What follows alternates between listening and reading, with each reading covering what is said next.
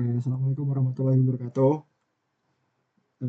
Jadi pada kesempatan kali ini kita akan mencoba untuk membahas soal baja UAS tahun 2024. Jadi video ini bersifat CMIIW, correct me if I'm wrong ya. Bukan bermaksud untuk mengajari atau gimana, tapi ini sharing-sharing aja ya. Oke, jadi soal baja itu ada 3 soal ya tahun 24. Yang pertama tuh terkait balok sebenarnya, terkait balok. Terus yang kedua itu kolom dari profil yang tersusun, sama ketiga itu pertanyaan konsep teori. Oke, langsung aja tanpa berlama-lama kita hajar soal nomor 1. Nah, di sini kita baca dulu soalnya. Diketahui kalau ada balok bentang A dengan panjang 12 meter dari profil IWF 500, 200, 10, 16 dengan mutu BJ41. Nah, kemudian di sini diketahui juga struktur penahan lateralnya itu bracing. Ada ininya, silang-silang kayak gini ya. Terus makanya sambungannya disederhanakan bersifat sendi. Oke, ini informasi penting untuk kita buat nanti mendesain sambungan baloknya sebenarnya. Nah, pertama di soal A kita diminta untuk mencari berapa sih kapasitas momen dan geser jika penyokong lateralnya hanya ada di kedua ujungnya, LB sama dengan L gitu. Jadi sederhananya kalau kita lihat gambar di sini 12 meter itu adalah panjang jarak antar kolom gitu ya, 12 meter. Tuh. Nah, kita diminta untuk mencari berapa sih kapasitas momen dan geser balok ini sepanjang 12 meter gitu. Nah, kemudian di soal B kita diminta untuk mendesain gitu. Di mana kita bisa ngeletakin sokongan lateral. Nah, bentuk sokongan lateral sendiri itu kayak gini. Bentar ya, aku pause dulu. Oke, ini gambar aku ambil di Coffee ya. Di Coffee ini di bagian outdoornya itu ada yang pakai struktur baja. Nah, tadi jadi balok kita tuh adalah yang ini nih. Ini sampai sini. Balok kita. Nah, yang dimaksud sebagai sokongan lateral itu adalah balok-balok kecil yang ada di bentang balok kita itu, balok utamanya. Jadi kalau misal balok utamanya yang ini, yang disebut sokongan lateral itu adalah balok-balok kecil-kecil ini. Nah, gitu. Jadi misal ini 12 meter gitu, 12 meter. Kita diminta ini baloknya ditaruh berapa aja sih gitu, atau secara denah ya, tampak atas. Nah, ini misal balok kita, balok,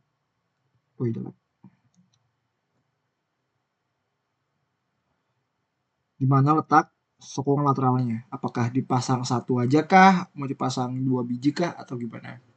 Kayak gitu. Nah, langsung aja kita yang soal A untuk nyari 2 ya outputnya ya, ada kapasitas momen sama geser. Nah, pertama untuk kapasitas momen nih. Kapasitas momen. Nah, kegagalan momen itu ada tergantung. Tergantung dari jenis profilnya. Tadi ya, profil kita adalah IWF 500 kali 200 kali 10 kali 16. Nah, step pertama dari mengerjakan soal tipe kayak gini adalah melihat tabel baja. Nah, jadi makanya waktu ujian nanti dipersiapkan tabel bajanya. Ini udah aku siapin tabel baja yang ada di printiran teman-teman itu informasinya hanya sebatas ini saja sampai sini. Jadi kita punya data tinggi, data lebar, data tebal sayap, tebal badan, terus ini ada kelengkungan di ininya ya. Nah, kelengkungan ini di sini. Gitu. Terus ada luas kotor AG. Nah, terus juga ada informasi terkait dengan berat sendiri ya. Itu 89,65. Ini langsung aja kita ubah satuan ke kilonewton per meter. Kalau ubah satuan ke kilonewton per meter itu artinya dikali 9,81 dibagi 1000. Oke. Terus juga ada informasi terkait dengan inersia A sumbu X dan juga inersia sumbu Y. Kemudian ada informasi terkait radius girasi dan radius girasi arah X dan arah Y.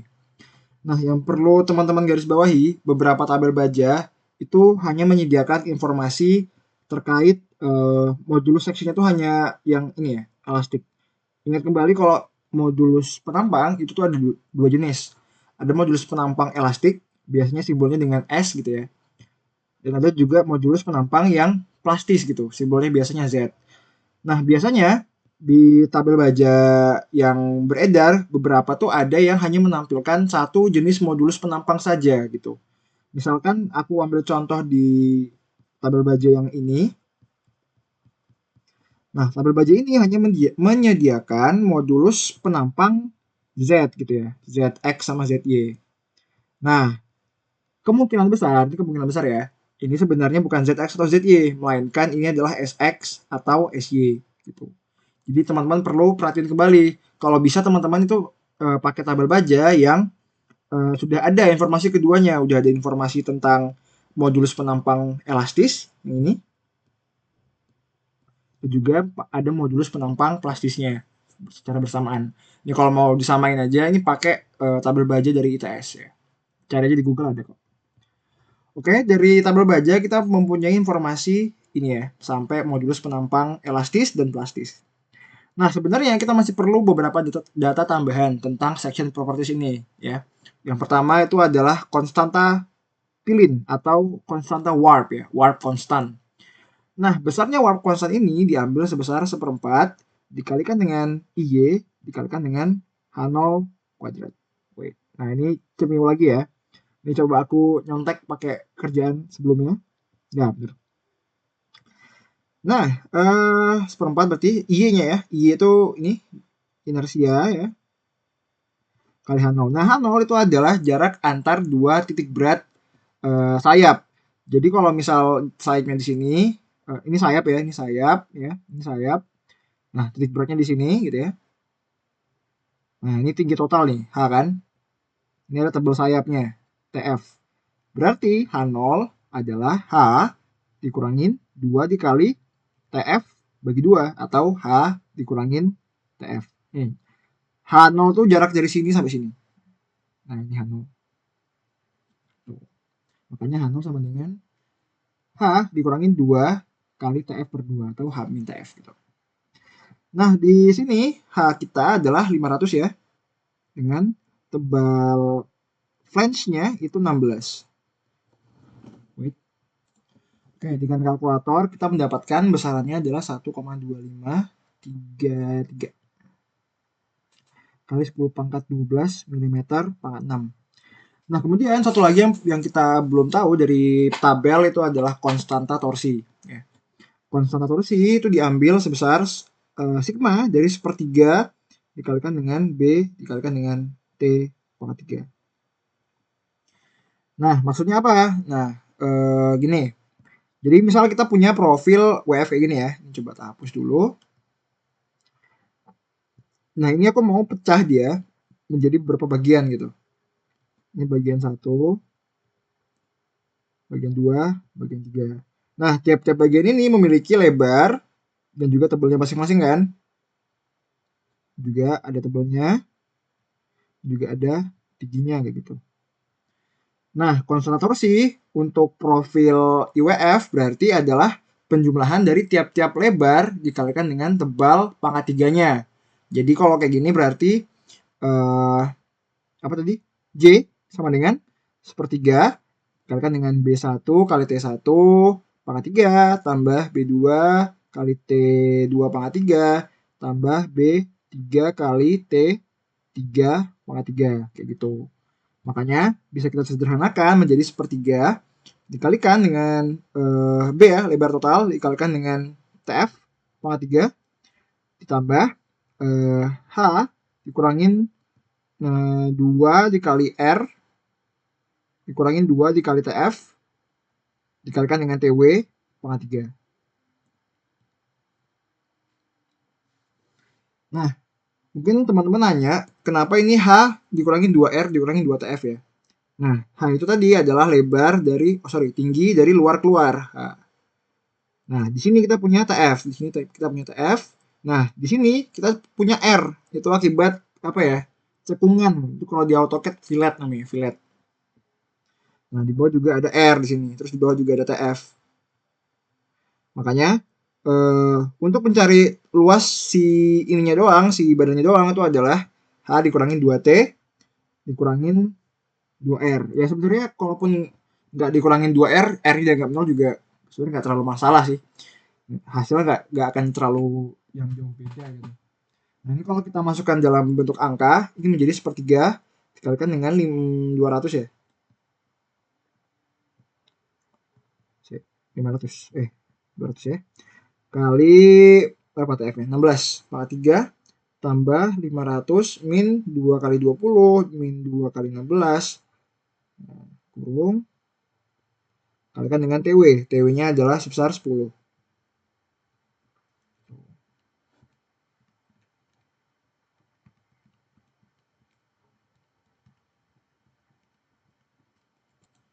Ini koreksi dikit ya. Ini bagian ini kan ini bagian sayap ya. Bagian sayap. Terus suku satunya tadi untuk bagian badan. Nah, di WF bagian sayapnya itu ada 2 ya. Jadi ini kita kalikan dengan 2 gitu, bagian sayap. Karena sayapnya ada 2 atas bawah, ini bagian badan gitu. Nah, jadi ini perlu kita kali 2 dulu. Nah, gitu. Oke, hasilnya adalah hasilnya adalah sebesar 6,89 kali 10 pangkat 5 mm pangkat 4. Nah, teman-teman, kalau ini pekerjaanku sebelumnya itu nggak ngurangin R ya, nggak ngurangin R. Di sini aku ngurangin R, hasilnya nggak terlalu jauh beda kan sebenarnya. Jadi ya oke lah, aman. Oke, J udah dapat, tadi nilainya adalah sebesar 6,89 kali 10 pangkat 5. Oke, kita udah selesai untuk section propertiesnya ya. Nextnya kita perlu data terkait dengan material ya. Nah, untuk baja, tadi kan baja dipakai baja mutu BJ41. Nah, untuk modulus elastisitas itu standar, semua baja sama. Dipakai 200.000 MPa. FG-nya itu 250 MPa dan FU-nya 410 MPa. Nah, ini untuk BJ41 ya. Nah, nanti tuh sebenarnya ini harus dihafal sih atau ditulis deh di buku. Kalau BJ37 ini tak buatin deh. Sebenarnya gampang hafalnya. BJ37 itu 240, ini FG ya. Ini FU. 370. Kalau BJ41 itu 250, 410. Terus ada BJ55. BJ55 which sebelum BJ55, BJ50 dulu itu 290 ya kalau nggak salah sih. Cross check. 290 benar. Ini 500. Jadi kayak 37, 41, 50 tuh FU-nya gitu. Jadi kalau 37 FU-nya 370 MPa. 41 yang 410 MPa. Terus ada BJ55. Di sini tuh besarnya ini 410 F-nya 550. Terus sebenarnya ada BJ34 ya. Di bawah 37 tuh ada BJ34 sebenarnya. BJ34 itu FY-nya 210, FU-nya 340.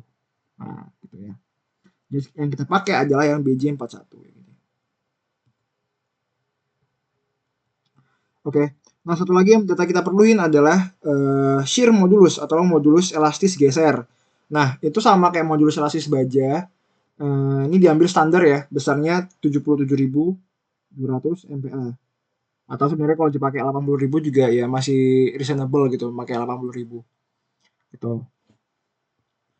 Oke, kemudian selesai untuk section properties sama material.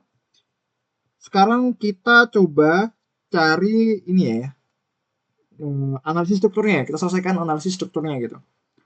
Nah, dari soal B ada informasi nih terkait dengan bebannya. Nah, bebannya adalah dead load sebesar 20 kN per meter dan lift load 30 kN per meter.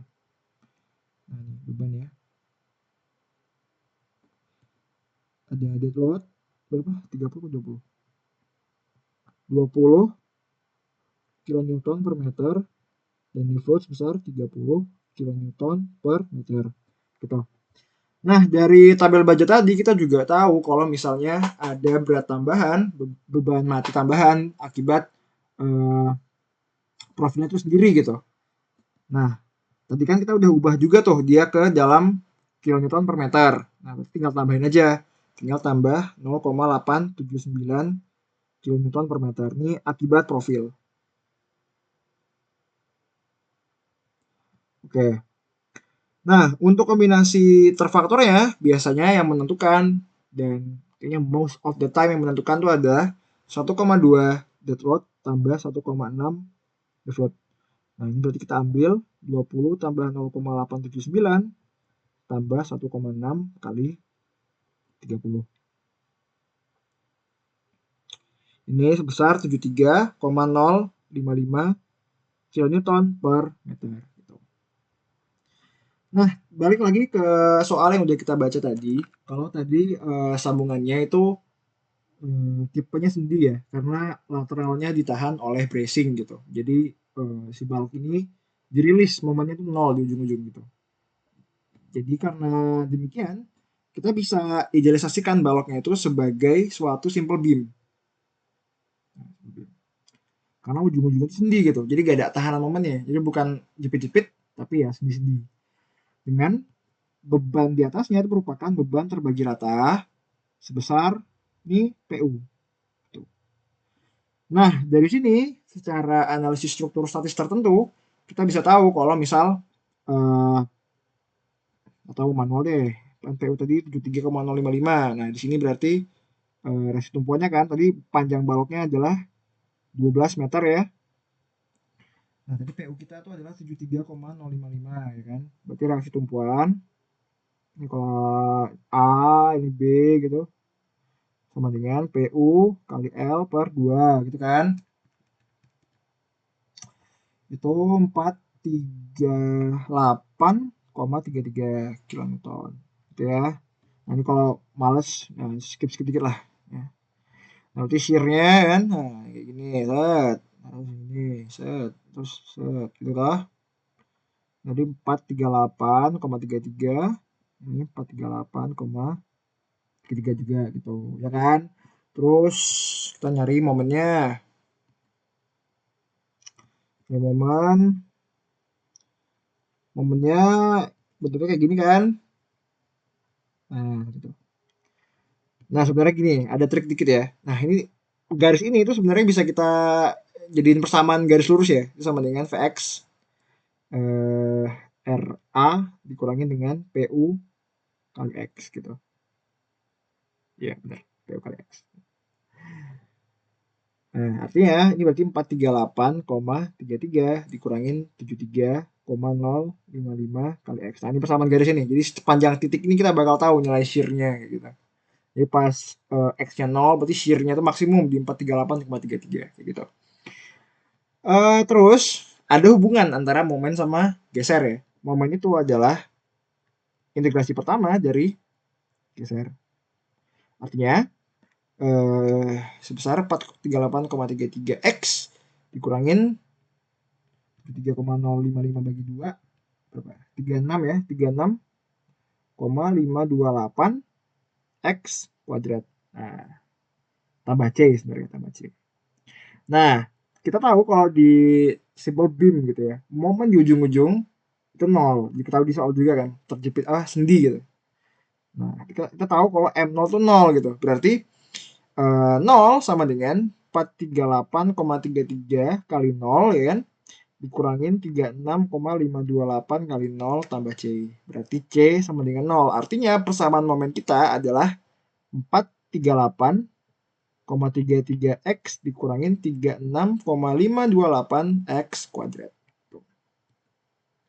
Atau sebenarnya kalau teman-teman pengen ada persamaan umum ya besok tinggal nulis, ya kita turunin dari sini gitu. Ya kalau tulis kita integralin dari sini ya. MX itu sama dengan RAX dikurangin PU per 2X kuadrat. Nah, di sini. Nah, ini besok tinggal tulis aja di kertas ujian, udah dapat. Nah, sebenarnya buat apa sih kita nyari persamaan momen?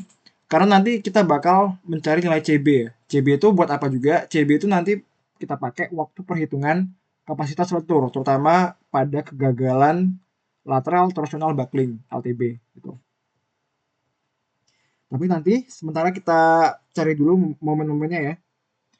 Oke, berarti karena persamaan momen kita tadi ini ya, di tengah bentang karena 12 meter berarti kita mencari M6.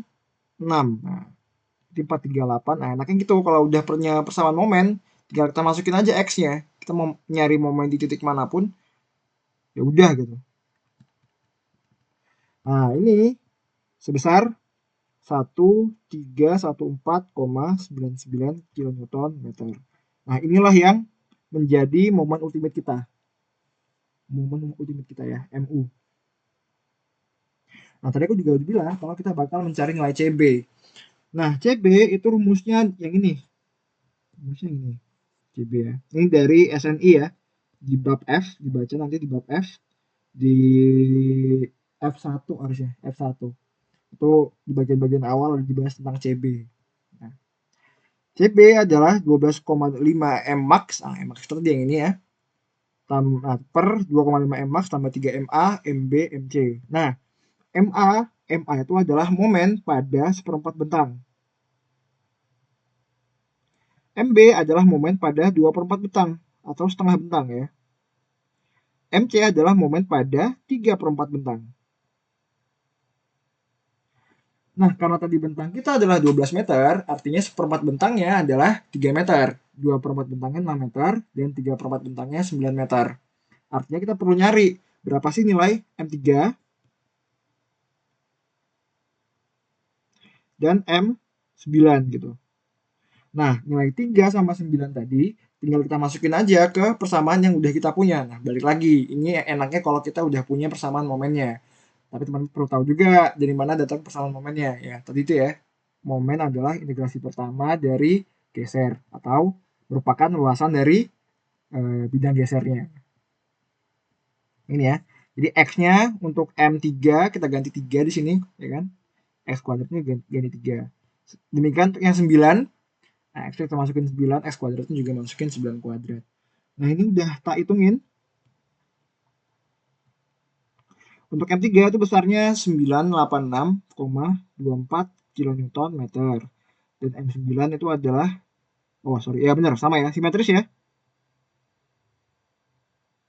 Nah, Max kita adalah sebesar 1314 ini, yang kebetulan pada saat ini itu juga sama dengan MB. Ya. Nah, ini MB. Max sama dengan MB sama dengan 1314,99. Nah, ini adalah MA kita pada seperempat bentang dan ini merupakan MC kita pada 3/4 bentang. Oke, dari MA, MB, MC, dan MMAX kita bisa dapat nilai CB ya. Tinggal kita masukin aja 12,5 dikalikan dengan 1314,99 dibagi dengan bla bla bla bla bla. Nah, ini udah tak hitungin, besarnya adalah 1,136. Nilai CB ini kita simpan dulu, nanti kita bakal pakai lagi waktu perhitungan kegagalan lateral torsional buckling gitu. Nah, setelah analisis strukturnya kita selesai, sekarang adalah bagian menghitung bajanya. Nah, tadi pertama kita mau menganalisis momen dulu. Analisis momen lentur. Nah, nanti sebenarnya ada dua ya, ada dua tinjauan. Analisis lentur terhadap sumbu mayor dan analisis terhadap sumbu minor gitu. Oke, mungkin pertama kita sumbu mayor dulu. Sumbu mayornya. Oke, tahapan pertama dalam analisis lentur adalah untuk mengklasifikasi ya, mengklasifikasi jadi jenis penampang kita.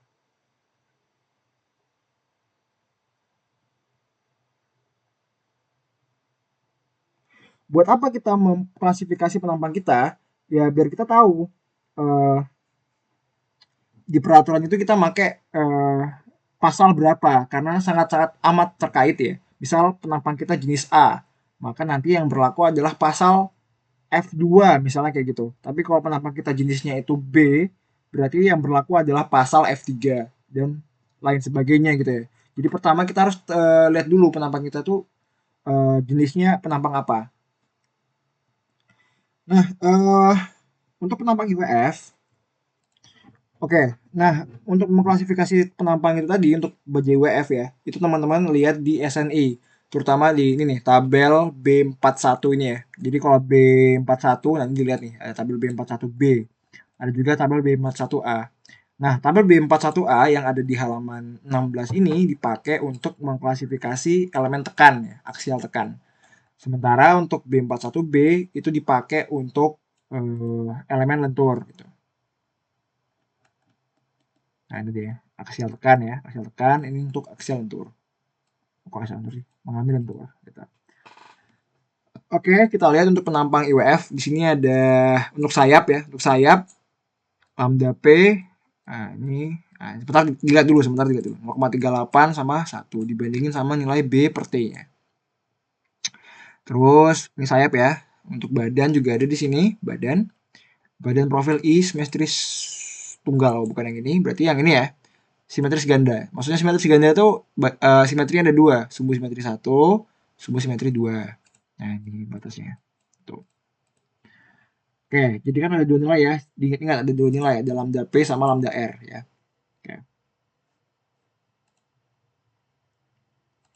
Wait. Bentar.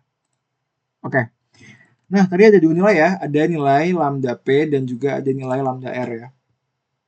Jadi kalau misalnya aku plot gitu ya dalam suatu garis bilangan, ya. Ini misal ada suatu nilai lambda P. Nah, di sini ada nilai lambda R. Nilai lambda P pasti lebih kecil dari nilai lambda R gitu.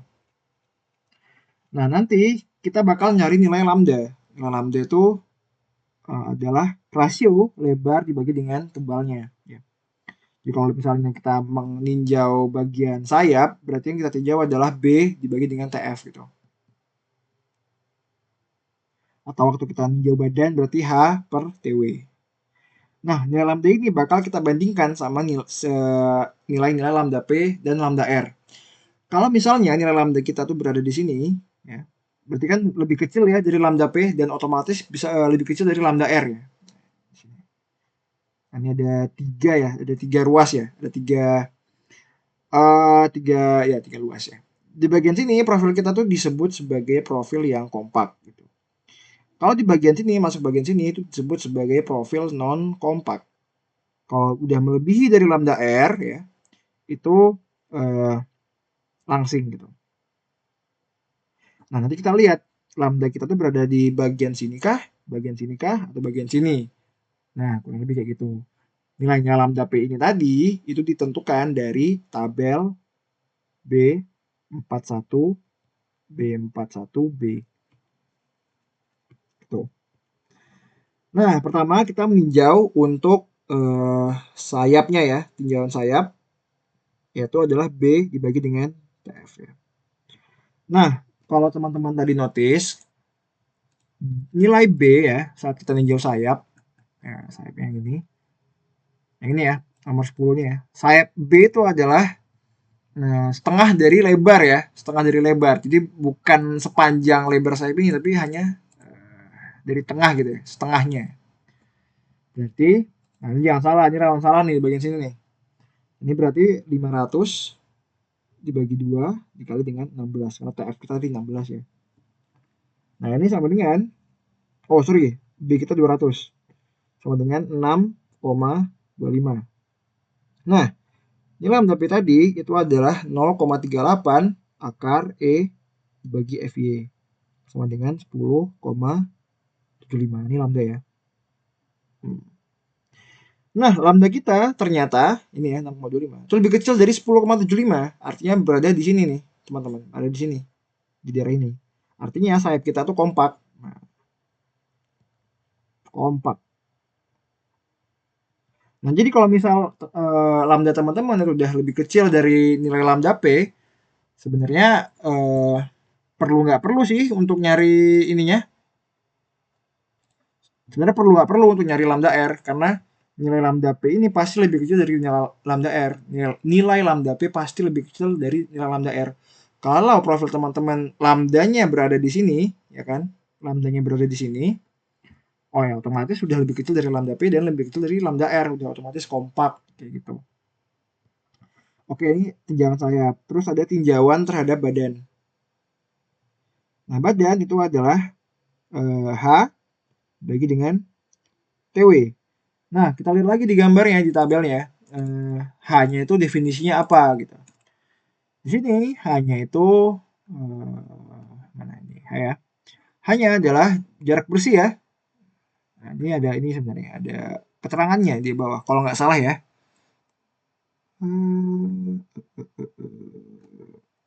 Oh, di atas berarti di penjelasan istilah. Ya, intinya H itu badannya doang gitu.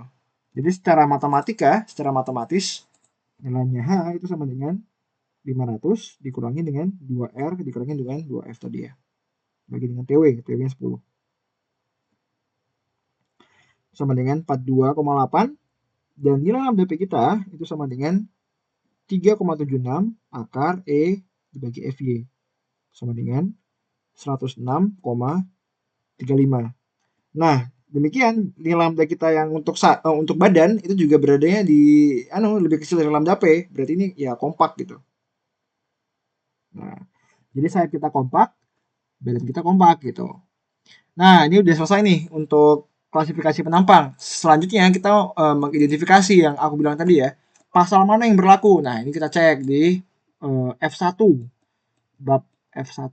Nah, ini di ketentuan umum di atas ini ya. Tabel berapa nih? Aku lupa nama tabelnya. Oh, tabel F11. Catatan pengguna ya. Pokoknya yang ini dah. Nah, ini ya, teman-teman bisa lihat nih. Penampang kita tuh tadi adalah yang IWF nih, yang ini ya. IWF. Terus sayap kita tadi kompak ya. Nah, kompak itu simbolnya C. Nah, C ini. Badan kita C ya. Artinya yang berlaku adalah pasal F2 karena sayap kita kompak, badan kita kompak gitu. Tapi kalau misal badan kita kompak, tapi sayap kita itu antara non kompak atau langsing, S itu slender. S slender ya artinya langsing ya. Berarti yang berlaku adalah pasal F3 gitu. Demikian kalau misal badan kita itu non kompak atau kompak, sedangkan sayap kita itu kompak, non kompak atau langsing, yang berlaku tuh F4. Nah, apa bedanya F2, F3, F4? Yang membedakan adalah keadaan batasnya atau tipe-tipe kegagalan yang bakal kita hitung gitu. Kalau yang berlaku adalah F2, maka kegagalan yang perlu kita hitung yang sebagai batas ya, itu ada dua, ada Y sama LTB. Y itu adalah keadaan leleh gitu, atau momen plastis istilahnya. Nanti kita bahas lebih lanjut waktu perhitungan. Terus yang kedua itu adalah LTB atau lateral torsional buckling. Nah, jadi kita cuma perlu menghitung dua keadaan batas ini. Sedangkan kalau pasal F3 yang berlaku, itu yang membatasi yang perlu kita hitung adalah LTB dan juga FLB ya. LTB tadi ya, lateral torsional buckling. Sementara FLB itu adalah, nah kita cek di bawah sini ya, FLB itu tekuk lokal sayap atau flange lokal buckling, FLB. Sedangkan F4 itu kemungkinan ada CFY. Ya. CFY itu apa? Kita cek di sini. Leleh sayap tekan. Nah, gitu. Nah, ini ada 4 nih. Yang berlaku tadi adalah yang F2 gitu ya. Nah, kita cek di pasal F2 ya. Nah, pertama kita uji dulu ada dua ya, ada dua kondisi, ada kondisi leleh sama kondisi LTB ya, lateral torsional buckling. Oke, langsung aja kita hitung ya. Sambil hitung. Oke. Nah, tadi ada dua ya. Nah, ini karena di kompak sama kompak, berarti yang berlaku adalah pasal F2. Oke, kapasitas momen ya. Tadi kita uji terhadap dua kondisi. Yang pertama leleh atau nama lainnya adalah momen plastis. Nah, ini teori dikit. Momen plastis adalah didefinisikan sebagai kapasitas atau tahanan momen maksimum yang bisa ditumpu oleh profil tertentu gitu. Jadi kayak ya simply momen plastis ini itu adalah bener-bener kapasitas yang mentok banget, yang bener-bener apa ya, maksimum puncak yang dapat ditahan oleh profil kita, nggak mungkin lebih dari momen plastis gitu. Nah, tadi nilai-nilai LTB kalau kita hitung gitu ya, kita hitung ada kegagalan akibat LTB, kegagalan akibat tekuk lokal. Nah, nilai-nilai itu haruslah lebih kecil dari momen plastis kita. Karena secara fisik, ya, secara fisik profil kita hanya mampu menahan paling maksimum, paling banter itu sebesar momen plastis, nggak mungkin lebih dari momen plastis kayak gitu. Nah, jadi kapan dikatakan sebagai momen plastis? Misalnya ini profil IWF kita gitu ya. Nah, momen plastis diperoleh ketika tegangan pada seluruh bagian dari profil kita mencapai tegangan leleh. Ya, ini distribusi tegangan ya. Jadi dia mencapai di tegangan leleh di seluruh bagian penampangnya. Ini sebesar Fj gitu. Nah, itulah makanya nggak mungkin lebih besar dari ini karena udah leleh gitu. Seluruh bagian dari elemen kita itu sudah leleh. Nah, kapan ini bisa tercapai? Kapan keadaan leleh ini bisa dicapai? Nah, keadaan ini bisa dicapai jika bagian dari profil kita itu kompak gitu. Nah, makanya kalau misal salah satu bagian dari profil kita itu ada yang nggak kompak, misalnya bagian sayap kita atau bagian badan kita tuh nggak kompak, bagian badan kita nggak kompak. Artinya di bagian badan kita itu bisa gagal duluan sebelum mencapai lelehnya. Ya. Jadi distribusi tegangannya itu kayak gini. Nah, gitu. Nah, gitu. Nah, di bagian badan itu ada yang gagal duluan sebelum mencapai tegangan lelehnya gitu. Jadi simply momen plastis ini sekali lagi merupakan tahanan paling mentok dari profil kita. Gak mungkin ada secara fisik, gak mungkin bisa melebihi dari momen plastis gitu. Oke, ya, teoretikal dikit. Oke, besarnya momen plastis ini itu adalah Fj dikalikan dengan Zx gitu. Nah, Fj kita tahu 250 MPa dan Zx kita punya dari tabel profil kita yang udah kita cek tadi, yang dari ITS tadi ya. Nih. Nah, ini kalau kita hitung tuh besarnya adalah 524 kN meter. Itulah nilai Mn kita. Nah, untuk momen plastis ya. Oke, selesai untuk yang pertama. Sekarang kita masuk yang LTB. Nah, LTB ini agak takes time karena perlu lumayan banyak hal yang kita perlu hitung ya. Oke, kita agak teori dikit lagi. Nah, biar kebayang dikit, kegagalan akibat lateral torsional buckling. Nah, ini kayak namanya ya, dia lateral, dia menengkuknya tuh ke arah melintangnya gitu. Wait, ini coba tak ganti, bentar. Set. Ah, iya ini ya, LTB ini ada animasinya. Nah, jadi waktu dia dibebanin, dia justru mendengkok ke arah bintangnya gitu. Nah, terus juga ada torsinya, terjadi torsi dan terjadi displacement arah lateral secara bersamaan. Nah, itu. Nah, kalau teman-teman bayangin, berarti artinya semakin panjang baloknya ini, artinya semakin mudah dong dia untuk terkena LTB, kayak gitu ya.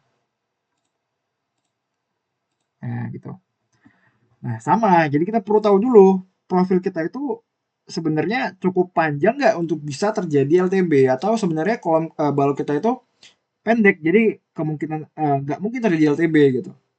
Nah, parameter seberapa panjang atau seberapa pendek untuk balok kita bisa terjadi LTB atau enggak ditentukan dari nilai-nilai LB, LP, dan LR gitu. Nah, inilah tiga besaran yang menentukan apakah balok kita ini cukup panjang untuk terjadi LTB atau sebenarnya ya masih oke gitu. Oke, kita bedah satu-satu ya. Nah, definisi LB itu adalah panjang tak terkekang ya. LB itu adalah panjang tak terkekang. Kalau misal tadi kita lihat dari foto yang ada di Coffee tadi, ini, bentar.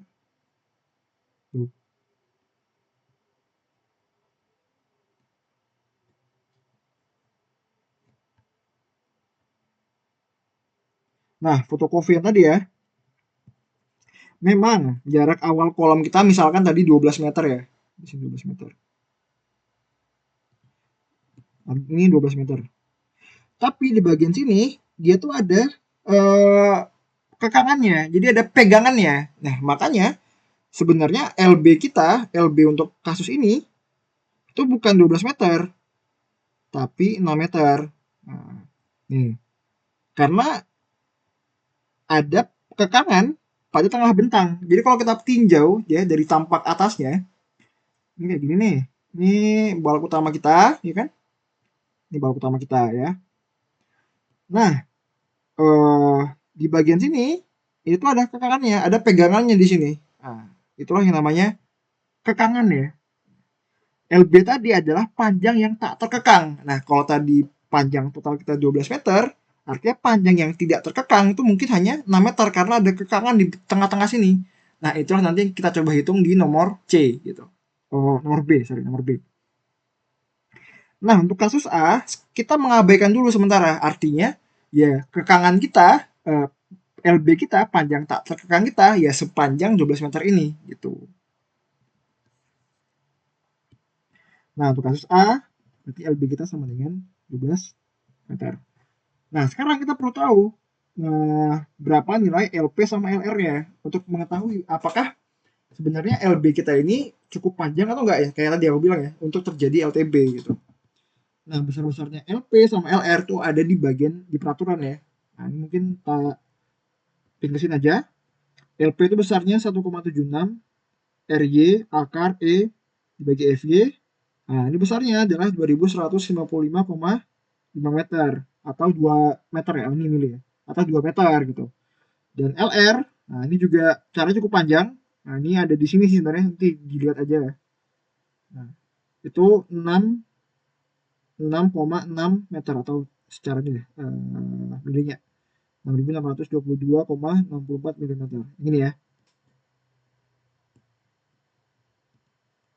Nih, jadi pertama kita nyari RTS dulu, rumusnya ini Y, CW, SX. CW kita udah punya, SX udah punya. Dapat nilai RTS. Terus LR rumusnya cukup panjang yang ini. Kita masukin semua parameternya. Ada E, ada FY, ada J, kita udah punya J, H0 udah punya, SX udah punya. Nah, nilai C untuk nilai profil IWF, nilai C, profil IWF untuk IWF, C sama dengan 1. Nah, untuk profil yang lain tuh ada di peraturan juga sebenarnya. Nah, ini juga masukin SX, H0, C, J. Nah, dapatlah AR kita tuh 6000 mm gitu. Nanti cemil kalau teman-teman bisa nyari hasilnya beda coba dibandingin, siapa tahu aku yang salah kayak gitu. Nah, ternyata dari nilai LP, LR sama LB, ya ini 12.000 ya. Ternyata nilai LB kita itu melebihi dari LR gitu. Nah, ini sekarang kita cek ke peraturan. Kita cek ke peraturan. Untuk nilai LB yang lebih besar dari LR, nilai MN adalah sebesar FCR dikalikan dengan SX. Yang mana nilainya FCR diambil sebesar ini. Nah, tuh. Jadi itu ya. Oh, sorry. Nah, jadi untuk LB lebih besar dari LR, nilai MN kita adalah FCR dikali SX. Dengan besarnya FCR adalah ini ya. Nah, tadi ya, kalau misal LB kita itu berada di antara LP sama LR yang udah kita hitung tadi, maka nilai MN-nya itu yang ini. Oke, langsung perhitungan. Jadi, pertama kita nyari FCR-nya dulu ya. Nilai FCR-nya. Jadi rumusnya panjang banget. Kita masukin semua CB ya. CB kita udah punya, nilainya udah kita hitung di awal tadi waktu analisis struktur. E udah tahu juga, LB udah tahu, RTS barusan kita cari ya waktu mencari ini LR ya, nyari RTS nih. Kita masukin semua ya. C-nya 1 tadi. Dapatlah FCR-nya 87,625 MPa. Nah, dengan demikian MN-nya gitu ya. Nilai FCR kita dari rumus itu 87,625 MPa. Nah, MN sama dengan FCR dikalikan dengan SX. Nah, nilai SX tadi dari tabel ya. Tabel yang SX itu yang elastis ya. Ini 1912 kali 10,3. Dapatlah MN kita itu 167,54 kN meter. Nah, lebih kecil kan? Nah, itu ya. Tapi bisa jadi nanti ada kasus MN akibat LTB ini bisa lebih besar dari MP. Walaupun tadi aku bilang ya, secara fisik tuh nggak mungkin. Gitu. Ada kalanya nanti Mn ini akibat LTB bisa lebih besar dari leleh, dari plastis. Ya, tapi itu tadi ya, secara fisik nggak mungkin. Artinya ketika nanti kita menemukan kalau Mn ini lebih besar daripada Mp, makanya diambil Mp gitu. Karena secara fisik nggak mungkin gitu. Nah itu kemungkinannya dua ya, antara memang dari hitungan gitu ya, dari hitungan tuh bisa lebih besar. Kenapa bisa lebih besar? Karena ada nilai CB di sini ya. Jadi misal momen kita, bending momen kita akibat pembebanan, akibat gempa, nilai CB kita misal gede banget, misal kayak 3 gitu. CB-nya 3. Ya ada bisa ya, CB 3 itu bisa ya. Artinya kan seakan-akan FCR-nya jadi gede banget gitu. FCR gede banget, akhirnya apa? Akhirnya ya MN kita ini makin besar gitu. Karena CB ini linear gitu ya hubungannya. Semakin besar CB, semakin besar FCR, semakin besar MN. Bisa jadi nanti MN kita tuh bisa lebih besar daripada MP gitu. Nah, tapi secara fisik itu nggak mungkin. Makanya, kalau nanti kita temui MN kita lebih besar daripada MP, yang diambil adalah MP-nya. Kayak gitu. Nah, kita menemukan MN kita lebih kecil, jadi ya oke, kita ambil MN yang terkecil gitu. Oke, kalau udah, sekarang kita tentuin berapa kapasitas lenturnya. Nah, nggak lain adalah yang minimum ya, 167,94 tadi. PMN ya, dengan P pada SNI 1729 LRFD itu 0,9. Dapatlah dia 150,79 kN meter. Oke, kita baru setengah jalan. Next pointnya adalah kita mencari geser ya. Atau sebenarnya kalau teman-teman mau nyari ya kan MN arah X ya, sumbu kuat ya. Misalnya juga nyari sumbu lemah. Nah, sebenarnya gampang sih. Tinggal FJ kali ZY. Artinya 250. Z-nya tadi berapa? 2096 ya. Itu Z apa S ya? Oh benar. ZY. 332 ya. Kali 10 pangkat 3.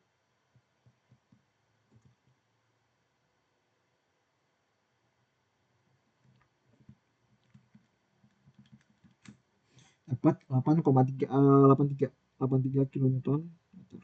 Nah, PMN-nya dapat PMNY ya. 74,7. Dapat tuh MNY-nya ya. Tapi kita asumsiin lah si baloknya ini menerimanya sumbu mayurnya gitu. Gak mungkin kan masa baloknya ditaruhnya kayak gini gitu. Gak mungkin ya. Pasti gini taruh baloknya supaya sumbu kuatnya yang kena lentur gitu. Oke, selesai untuk lentur. Sekarang kita nyari yang geser. Nah, geser ini relatif lebih mudah ya. Jadi pertama kita cari dulu nilai H per TW. Nah, H per TW tadi kita udah tahu ya, dari hitungan lentur juga kita udah ngitung H per TW-nya di awal. Nilai H per TW tadi dapat 42,8. Nah, H per TW ini kita bandingkan dengan 2,24 akar E bagi FY. Nah, masukin E-nya berapa, F-nya berapa, dapat 63,36 ya. Nah, ternyata H per TW kita itu lebih kecil daripada 2,24 akar E bagi FY. Nah, implikasinya apa kalau kayak gini? Berarti dari peraturan di bab H ya, bab H, geser. Geser itu bab H. Sorry, bab G. G sih? Yes, bab G, benar. Di bab G, G2 ya, itu diatur kalau misal H per TW kita lebih kecil daripada 2,24 akar E per FY, artinya nilai CV itu 1. Nah, untuk mencari geser, nah, Vn sama dengan 0,6 FY AW CV. Nah, CV tahu 1. Masukin lah 250. Nah, AW itu apa? AW itu adalah luas badannya, Jadi ya ini H dikurangin 2R dikurangin 2 TF. Ya. Dikalikan dengan TW. Dikalikan dengan 1. Apa nih? 500 dikurangin 2 kali 20 kurangin 2 kali 16 kali 10 ya. Ya, dapatlah sekitar 750 kN. Nah, di peraturan nilai lambda nilai pi itu 1 ya. Nah, artinya sama aja 50. Oke, ya selesai nih ya, poin nomor A ya. Terus kita cek ya. Tadi kita udah lihat juga, udah ngitung juga berapa nilai-nilai momen sama geser maksimumnya. Mana tadi? Ya ini ya, momen maksimum kita tadi sebesar 1314 tadi ini yang ini ya. Terus shear paling besar kita yang ini ya, 438. Nah, oke. Tadi MU, asumsi ada X gitu ya. 13 berapa tadi?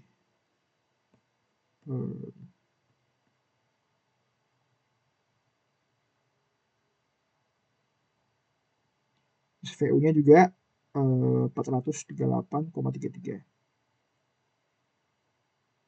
Nah, dari hitungan ini ternyata momennya itu tuh lebih kecil ya daripada MU. Nah, ini, tapi yang geser oke ya, geser aman ya. Nah, ini not oke. Terus oke. Nah, yang B kita disuruh untuk mencari di mana letak sokongan lateralnya gitu.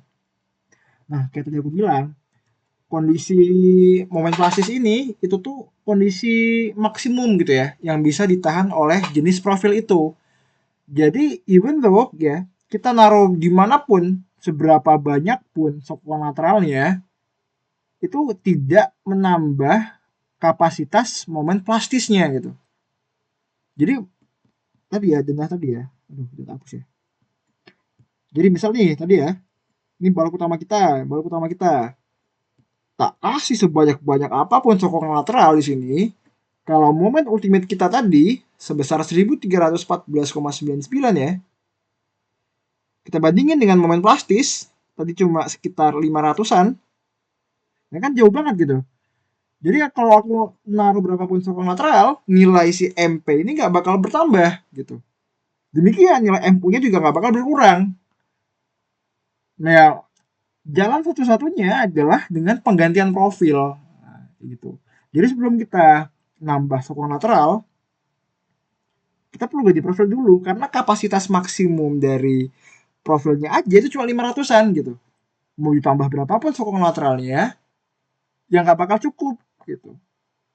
Karena sokongan lateral tidak mempengaruhi momen plastis, tidak mempengaruhi momen ultimate. Nah, jadi terus sokongan lateral itu berpengaruhnya di mana? Berpengaruhnya di perhitungan lateral torsional buckling. Artinya kalau ada lebih banyak di sini sokongan lateralnya, artinya kan panjang tak terkekang kan semakin kecil. Nah, LB itu semakin kecil ya kayak gini. Yang awalnya LB kita kalau nggak ada sokongan lateral terus panjang ini, sepanjang 12 meter. Kalau kita pasang sokongan-sokongan lateral, kan nanti LB kita semakin kecil. Artinya kemungkinan torsional bucklingnya itu lebih kecil. Dan nanti kita bisa memperoleh kapasitas momen yang mendekati dengan momen plastisnya gitu.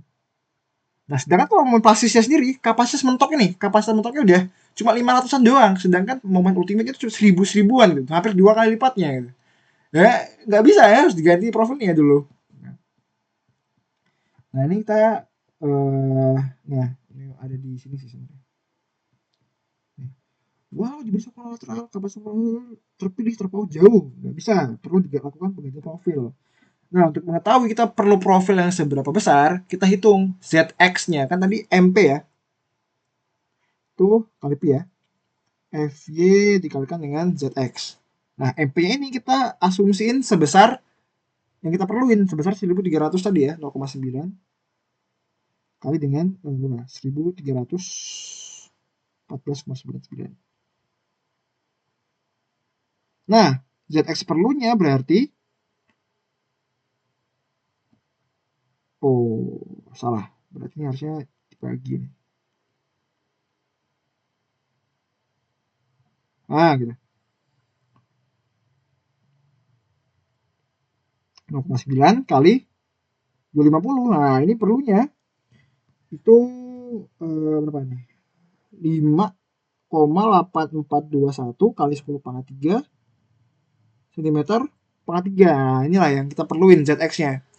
Nah, ini kita bandingkan lagi dengan tabel. Kita buka lagi tabel baja kita. Berapa sih nilai, berapa profil mana sih yang mempunyai nilai ZX yang lebih besar dari ini karena ini minimumnya, ini minimum. Berarti kita cari yang lebih besar dari ini gitu.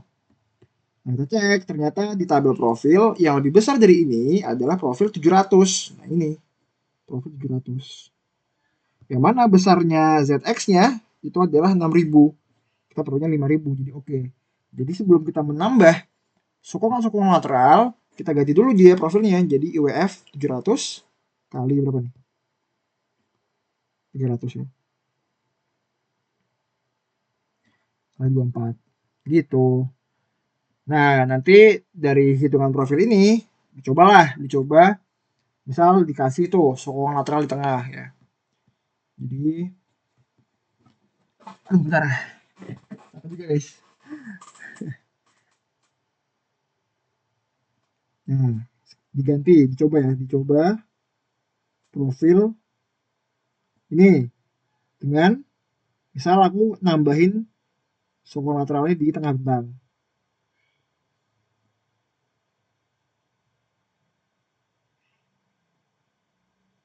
Misalnya kayak gitu ya. Nah, nanti dicari lagi pertama leleh MN sama dengan FY ZX 250 kali apa nih? 6249 kali 10,3. Dapatlah berapa nih? 1562,25 kilonewton meter. Nah, ini oke lah. Ini udah lebih besar ya, udah lebih besar daripada MU. Jadi ya oke lah gitu. Jadi pun nanti kalau misalnya ada LTB gitu ya, ada LTB kan berarti lebih kecil ya dari MP ya. Nah, itu bisa lah. Kira-kira masih masih cukup oke lah gitu. Nah, ini karena kita memberi sokong lateral tengah bentang, LB kita yang awalnya 12 meter sekarang menjadi 6 meter doang. Gitu. Oke, LTB. Tadi ya, itu nyari CW dulu. CW 14 IG 0. IG-nya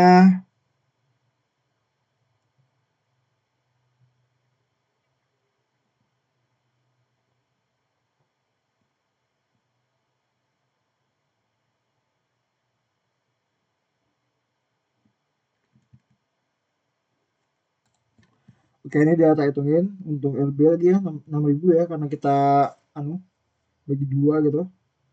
Ini LP-nya 3000, LR itu 10.000. Nah, ini lah 10.000 berapa nih? 142 eh 1,3. Oke, berarti kondisi kita sekarang adalah LB, nah ini LP, nah ini LR. Nah, gitu. Nah, sekarang kita balik ke peraturan. Jadi sekarang yang berlaku, wah sih, balik ke pasal F lagi. F2, F2, F2, F2.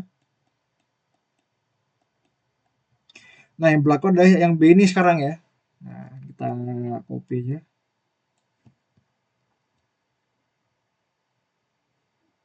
Set. Nah, kita kopas, kita paste sini. Nah, berarti MN kita sama dengan CB. Sedangkan MP kita berapa? 9. MP kita salah deh. Oh benar benar. MP-nya 1562,25. Ingat ya satuannya ya diganti dulu ya. Kalau ini tadi kilonewton meter diubah dulu ke newton milik. Ah, sudah langsung kalkulator aja ya. 1, oke, dari kalkulator dapat 1537,89 kilonewton. Ya, oke lah. Nah, lebih kecil dikit ya, lebih kecil dikit dari MP kita 1562. Nah, LTB kita 1537 ya. Oke, artinya PMN kita tinggal kali dengan 0,9 ya. Dapat 1384,11 kilonewton meter. Nah, sekarang udah oke. Ini udah lebih kecil, sorry, lebih besar ya, lebih besar daripada MU kita. Oke, berarti sebenarnya nggak perlu tuh ada 7 lateral bracing yang perlu setengah aja, dibagi dua aja gitu. Jadi habis kita ganti profil, kita kasih di tengahnya. Oke, selesai untuk A sama B ya. Sekarang pekerjaan yang soal C. Kita diminta untuk menyambung balok kolom ya. Nah, yang perlu teman-teman garis bawahi tadi kalau di soal kita diminta untuk idealisasi dari baloknya itu berperilakunya itu sendi ini ya tadi ya. Sambungan disederhanakan bersifat sendi gitu. Karena penalateralnya itu di bracing ya. Itu kalau di sub tuh dirilis gitu. Nah, arti tadi ya apa namanya? Geser sama bendingnya diagramnya itu kayak gini gitu. Nah, kan yang mau kita sambung elemennya adalah balok ya. Kita mau menyambung balok ke kolom di sini. Kita mau nyambung balok ke kolom ya kan di sini. Nah, kita lihat ya. Gaya-gaya apa aja yang mau ditransfer dari balok ke kolom ini. Nah, kita lihat di bagian ujung-ujung sini ya. Bagian ujung sini. Nah, karena tadi idealisasi kita sendi ya, berarti momennya itu nggak ada di sini. Jadi kita nggak perlu untuk mendesain sambungan momen gitu sebenarnya. Jadi yang kita geser tuh ya sambungan sederhana, sambungan geser gitu. Yang disambung itu gaya ultimate-nya itu cuma 438 gitu di sini. Jadi kita, untuk yang C ini kita cukup mendesain dia sebagai sambungan geser.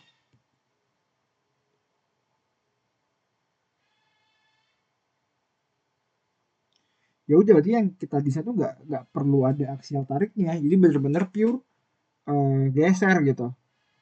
Oke, dengan tadi V ultimate-nya adalah 483,33 kN. Nah, misal di sini aku mau merencanain sambungannya ini pakai mutu A325 ya, M20 dengan FNT itu 620 dan FNV-nya itu 372 ya. Ini aku asumsinya ulirnya berada di bidang geser ya. Konservatif gitu. Oke. Nah, kayak desain sambungan geser pada umumnya, kita pertama nentuin dulu kuat geser baut.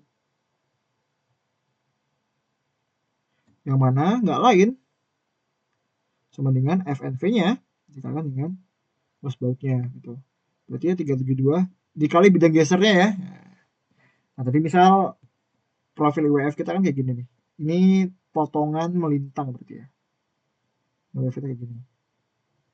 Nah, ini kolom kita, misal kolom kita kayak gini. Nah, misal kita nyambung ya di sini. Nah, aku mau nyambung dia pakai plat siku di sini, pakai plat siku. Nah, di sini. Ini sambungannya. Misal ada 3 baut gitu. Ini juga nih. Nah, berarti yang di daerah sini itu gesernya dua arah ya, dua bidang ya geserannya. Tapi yang nempel ke baut itu cuma satu bidang. Ya. Nah, kita desain yang satu bidang dulu ya. Jadi kalau misal ini kita bagi dua aja gitu. Kalikan dengan 0,25 pi 20 kuadrat. Nah, dapatlah kita berapa nih? 116,867 kilonewton. Nah, terus kegagalan yang kedua itu tumpu atau sobek plat ya. Nah, ini kita sebenarnya nggak mungkin sobek sih karena ini kan 700 ya, ini 700, ini 24 ya. Artinya bagian sini itu 700 min 48, 642 ya. 652 masih 748, 652 ya. 652 ya. Jadi kalau misal ngotakin bautnya itu jauh gitu ya, ini 1 2 3 kayak gitu deh. Jauh dari tepi ya, nggak mungkin sobek sebenarnya. Jadi tumpu doang sebenarnya, tapi nggak apa-apa. Untuk aman kita just to be safe gitu ya. Misalnya aku mau ngambil jarak antar bautnya itu 3D. 3D itu berapa 3D? 60 ya, ini 60. Ini 60. Nah, ini baru 180 kan? 180 min 652 bagi 2. Nah, ini 236 anjir.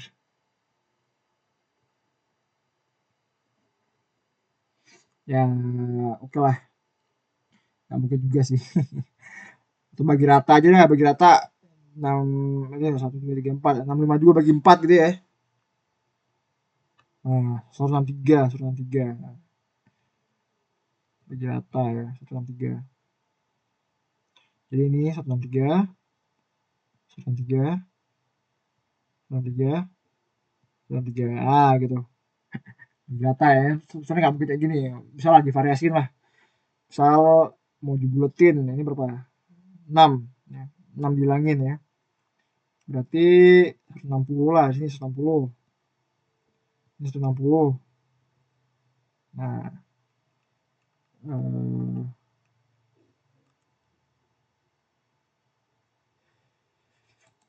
nah udah misal taruhlah ini 156 ya. 156.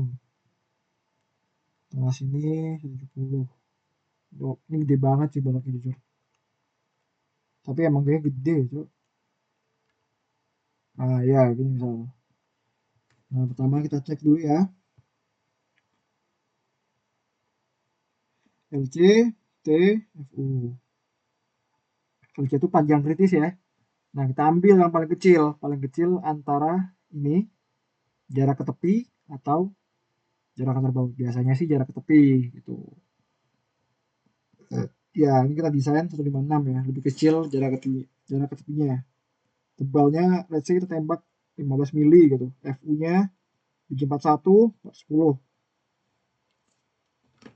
Nah, karena dia ini gede banget nih.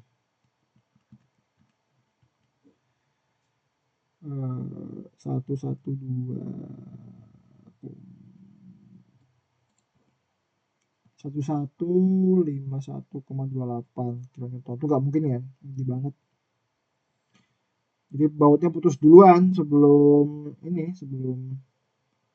platnya sobek gitu. Gede 20 tambah spasi 2 mili bautnya 15 kali 4 10.